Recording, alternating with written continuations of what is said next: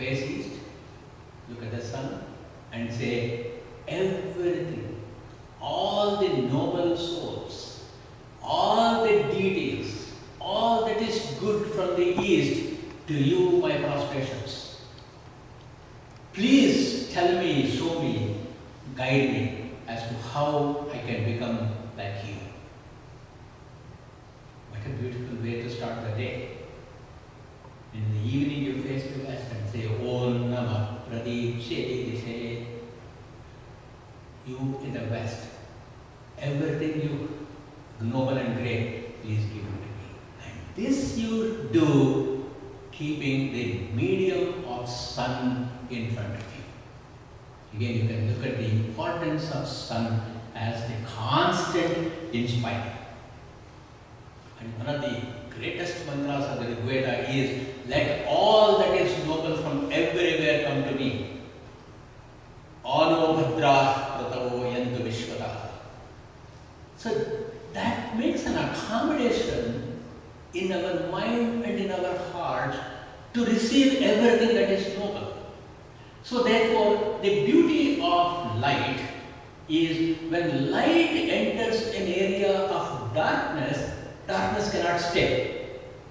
Similarly, when a noble thought, when a wise concept resonates with what is natural in your heart, which is you are naturally good. We have become unnaturally bad. We have become unnaturally negative. That is why whatever is natural gives you peace. Whatever is unnatural disturbs your mind. So, beautiful metric is, whenever your mind is disturbed, that means you are not in your natural state. You have gone into an unnatural state.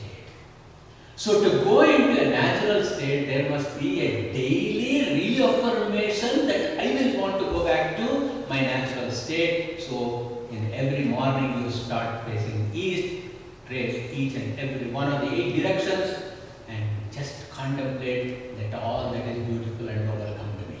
And it will come to you. So I said there are 3 sources of problems. Adhyatmika, Adibhautika, Adidaivika. There are 3 solutions. The Adibhautika, that is the physical, to be solved by physical. How does a physician treat a disease? Actually, the same elements are injected into your body to treat the disease. I am sure many of the physicians here know how that the healing process takes place. Similarly, we have to apply the same principle even in handling these 3 dimensions of problems. Adibhautika, that is the physical, is the Soorya, that is the burning star here, who is the life-sustaining power. At this point, I don't have to talk too much about the physics of the star Soorya, because it's all evident to you. Without sun, what happens? If the sun is not there, there will be no rain. Without rain, there will be no food. Without food, there is no creation. So all that is easy for us to know, because most of us sitting here are students of one branch of science or the other. The Adidaivika part may not be very clear to many of us, which is the divine presence of Soorya behind the phenomenal order. We are not worshipping, please note, whether it is today or when we are doing the Yagna in May, we are not worshipping the physical sun. Why? Because our sages never worship anything that is not permanent, that is not eternal. Even the physical sun has got a date of birth, there is going to be a date of death.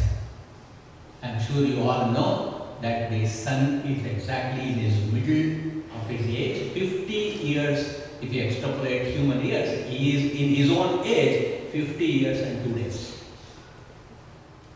So he is going to live only in the sun year for another 50 years, no more. That means there is going to be an end.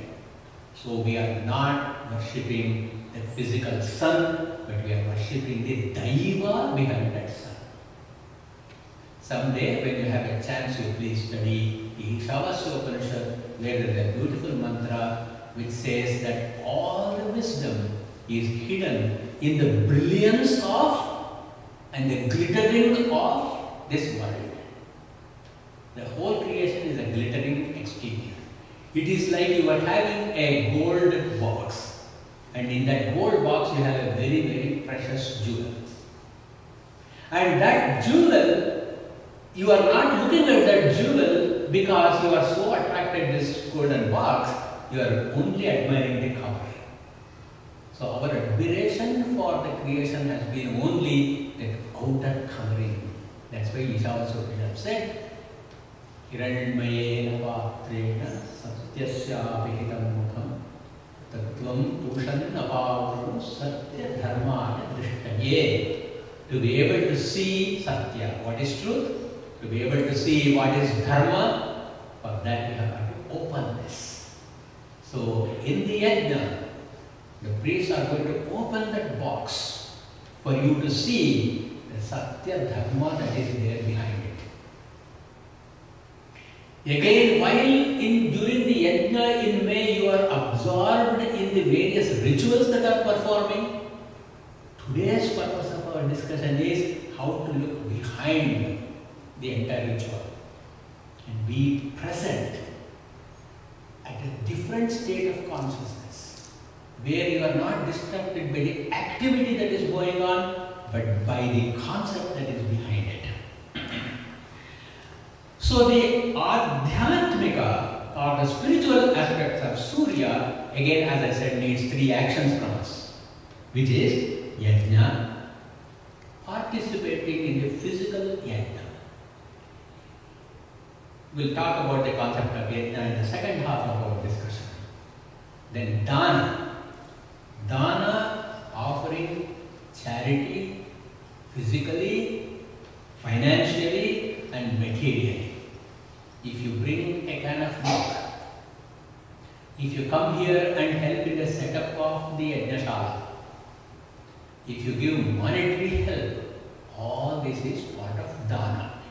The Mahanarayana Upanishad beautifully extols the power of dana. Danena drishanto vitra bhavanti. When there is a gift is exchanged, your people who dislike you will become your friends. Dana na ati dushkaram. It is not very difficult to give dana, because nobody gives dana of everything they have. You should not also. Our scriptures say you have to give a certain percentage, a certain small value without destroying yourself. Just as the flower yields its nectar to the honeybee without destroying itself. What is that extent? You can decide yourself. Danan nati dushkaram tasma dane ramante. Therefore, people indulge in dana. What does dana do? Dana creates friendship. What does friendship do? Friendship creates harmony. What does harmony do? Harmony leads you to seek a better association, satsanga, and so on and so forth. I don't want to go out of my subject here. Then tapas. Meditation and worship. Please make sure that during the yajna, and of course today, you also have a little bit of a meditative feel. In the flyer, I was very intrigued when I saw the statement, who is this Soorya Bhagavan? In fact, if the question was, who is this Soorya, then okay, we can talk more about Soorya. But a suffix was added, Bhagavan. So we'll take a few minutes to define what do we mean by this Bhagavan. Because Bhagavan is a name that is applied to not only divine personages but also for humans. So we'll look at a concept of what Bhagavan means.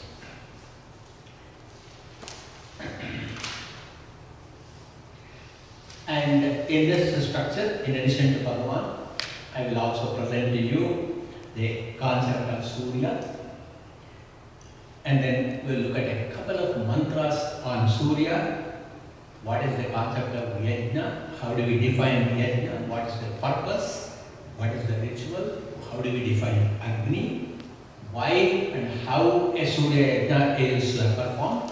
And what are the benefits of performing at the temple? So these will be the subject matter from now on. And of course the importance of Yajamana, that is one who sponsors all these things. So first for the definition of Bhagavan. Before we look at Soorya, let's look at Bhagavan. There is a very beautiful mantra in the Rig Veda. Bhaga, Praneta, Bhaga, Sat. You must be familiar with this Bhagya Sutta. Bhaga, Praneta, Bhaga, Satyarado, Bhage, Mam, Diyam, Davatadanna, Bhaga, Prano, Janayako, Virashvai, Bhaga, Pranubhen, Rumantasyama. Here we get a beautiful definition of what Bhagavan means. We say, O Bhagavan, you lead us to truth, to Satya. Satya Radho, lead us to Satya. You are the repository of all the wealth. You are the one who can fill all the needs and make our prayers succeed and come true. And by your grace, may we become wealthy and be of service to our fellowship. This is the bhavartha or the summary of this mantra. You use the term constantly bhajan. So every worship is associated with that bhajan.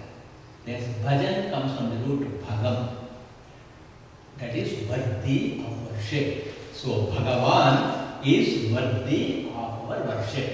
So any entity that is worthy of worship is Bhagavan. So why should we worship? Because we always ask the question, what's in it for me? So why should we worship? Sambharteti tatha bharta bhakarorthadvayanvitaha neta gamayita srashta gakararthas tatha uchyate. From Vishnu Purana, which gives a definition of bhaga.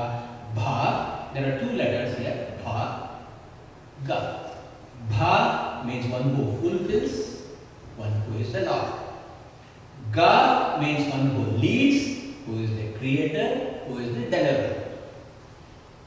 So Bha plus Ga is Bhaga. Soorya is called Bharga. That's why we use in the Gayatri mantra, Bhargo Devasya Dhimahi. Where is this Ra coming from in between? Ra means Rajate, Virajate, one which shines. So this one who is the fulfiller and who is the deliverer and creator shines through your heart.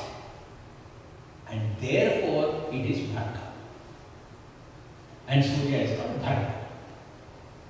Now Bhagavan. So from Bhaga, Bharga comes Bhagavan. Of course, Bhaja, Bhajana also came. 6 characteristics are necessary for some entity to be called Bhagavan. Aishwaryasya samagrasya bhutanam agatim gatim jnana vairagyayoschapi shannam bhaga iti rata. 6 principles. One is he must be Lord of everything, Sarveshwaratvam. Number 2, there must be total energy, constant energy. Then number 3, yashas or success in whatever undertaking. Number 4, there must be sampat or wealth. Number 5, jnana and knowledge. Number 6, detachment. Only when all these 6 are there, he can be called as Bhagavan. Homework for